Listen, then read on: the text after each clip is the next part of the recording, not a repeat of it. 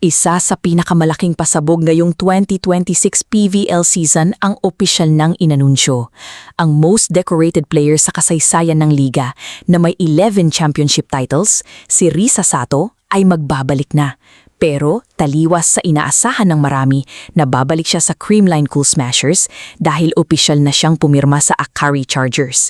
Pagkatapos ng kanyang pansamantalang pagliban para magsilang ng kanyang panganay at matapos mabuwag ang kupunan ng Cherry Tigo crossovers noong Desembre, nahanap ng 31-year-old Phil-Japanese middle blocker ang kanyang bagong tahanan sa Akari. Matatandaang noong Abril kung may tsansa ba si Sato magbalik sa Creamline. Ang sagot niya noon habang nakangiti, no comment. Akala ng lahat, iyon na ang hudyat ng isang granding pagbabalik sa pink jersey kung saan niya napanalunan ang 10 sa kanyang 11 kampyonato. Ngunit ang pananahimik na iyon pala ay para sa isang bagong simula. Sa halip na Creamline Pink, hahabulin ni Sato ang kanyang ika-12 korona, suot ang kulay ng Akari Chargers. Ang pagdating ni Sato sa Akari ay isang napakalaking upgrade sa frontline ng Chargers. Dito niya makakasamang muli ang kanyang dating Creamline teammate na si Sed Domingo at ang nakasama niya sa Cherry Tigo na si Saka Randang. Isama mo pa rito ang Alas Pilipinas standout na si Fifi Sharma at si Jamaica Villena. Sa papel, ang Akari na ngayon ay isa sa masasabing may mabigat na net defense. Mahihirapan ang mga bawat spikers ng kalabang koponan na makalusot sa pader na itatayo ng Chargers ngayong season. Makikita natin na ang pulang sa Akari sa mga nakaraang conferences ay hindi ang talento, kundi ang tinatawag na championship poise. Matapos makuha ang back-to-back bronze medals at isang pilak, laging kinakapos ang Chargers sa dulo. Dito papasok ang halaga ni Risa Sato. Hindi lang siya basta middle blocker, dala niya ang karanasan ng isang 11-time champion. Alam niya kung paano manalo sa mga do-or-die games at kung paano dalhin ang pressure kapag dikita na ang skoran sa 5th set. Sa aspeto ng rotation, magkakaroon ng tactical flexibility si coach. Maaari nilang sabayin sina Domingo at Sato para sa isang veteranong blocking wall o ipasok si Fifi Sharma para sa mas mabilis at modernong transition play. Ang presensya ni Sato sa gitna ay magpipilit din sa mga kalabang middle blockers na bantayan siya ng husto, na magbubukas naman ng mas malalaking espasyo para sa mga outside hitters ng Akari. Bagamat napakatindi ng lineup ng Akari, may mga hamon pa ring dapat harapin. Huling naglaro si Sato noong November 2025 sa All-Filipino Conference bago siya nag-leave. Ang laro ng PVL ngayon ay mas mabilis at mas pisikal.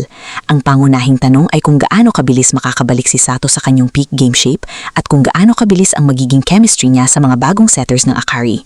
Kung magagawa ng Chargers na magpaisa ang talento ng kanilang mga superstars sa loob ng maikling panahon, sila ang magiging pinakamalaking banta sa trono ng Creamline. Sa pagpasok ng 2026 season, tapos na ang spekulasyon. Isang bagong kabanata ang isusulat ni Risa Sato at ang layunin ay malinaw. Tulungan ang Akari Chargers na makuha ang kanilang kauna-unang kampyonato sa prangkisa habang pinalalawig niya ang kanyang sariling record bilang pinakamaraming titulo sa kasaysayan ng Philippine Volleyball League. Mananatili na lang muna sa papel ang lakas ng Akari, ngunit sa oras na tumunog ang unang pito ng referee, asahan natin ang isang matinding bakbakan sa court. Ayan, guesting kami ngayon. Thank you, Auntie. Iba talaga. Ito talaga. Grabe respeto mo dito. MVP Season 1, UAAP. Season 1. Senior ko yan. Po.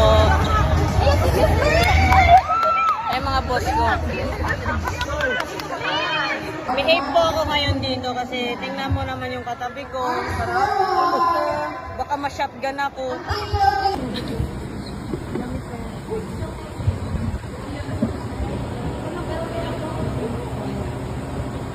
Good morning po sa inyong lahat. Ma'am and sir, sana next time po ulit invited po ako ha. Ingat! Ayan. Ingat po kayo and enjoy the game. Thank you po.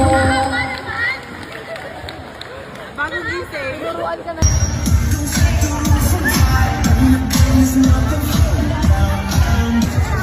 Follower daw natin si Sir. Ayan. Karangalan talaga. Mag-picture kami ng senior ko. Our very own MVP ng UAAP Season 1. Wendy Ansemana. Sa ba? Yan. Yan. Okay. Whoop!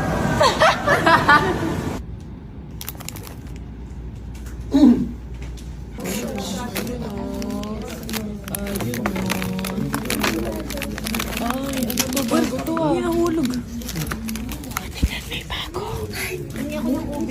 magpo-post, patag na lang sa ID. Milk pop? What can you say sa milk pop? Ang sarap! Tikman na na. Tikman na. Tikman na na. Go, tikman mo. Cheers muna. Okay, 1, 2, 3. Ay, sala. Hindi kayo pupaksaan. Cheers. Cheers. Tayo, patikim na. Ay, wala pa pala. Wala pa nga ako. Patingin, patingin. Sa'yo, Lori. Patikim nga. Patikim nga din ako sa baba. Ate ka ba, Lori, sa laway? Dita. LC ka ba? Ano yung LC? Laway conscious. Ang laway niya. Hindi mo ko gustuhan to, sa akin na lang.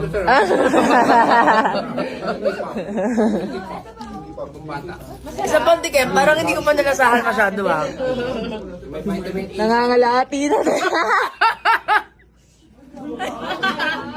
Sorry. Sorry. May try.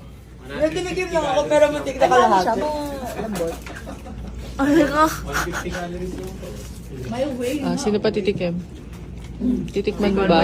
It's yummy. Coach Dogs, patingin nga lang sa'yo, Coach. 4 grams of protein. Sarap. Sarap. Anong flavor? Milky. Ubay mo ko. Tipams. Ikaw? So Jen, what is your favorite flavor so far? Yes! Ang ganda. Sobrang ganda. Ang Latin. Okay lang. Maluluto naman. Maiinit naman, di ba? Masarap pa yan. Mamamit naman yung ano. Para masarap yung germs. Mawala naman yung germs, no? Ano ko to sa'yo eh? Ibang flavor yan. Maiinit boss, naman. okay lang, boss? Bastos. Kukulo naman yan yung germs. Oo, matay ko. Karma. Pwede, anong purpose ng ganyan mo? Wala na yan. Agay! Ayun, oo. Wait lang, ay. Dito na, sa kamay. Agay! Agay. Para mabilis, no? Tinutong pa eh. Hindi kaya itong pag... Sige nga, ikalan mo din mamaya. Gano'n mo nga. Haloy mo.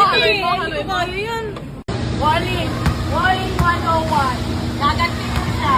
Oh! Wally 101.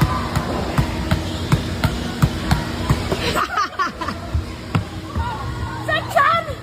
Yung abs ko! Ang sino balbog! Nakasuka! Nakaganti! Britney song was on, and the Britney song was on. Yeah. Where's my Hannah Montana girlies? Moving my hips like yeah.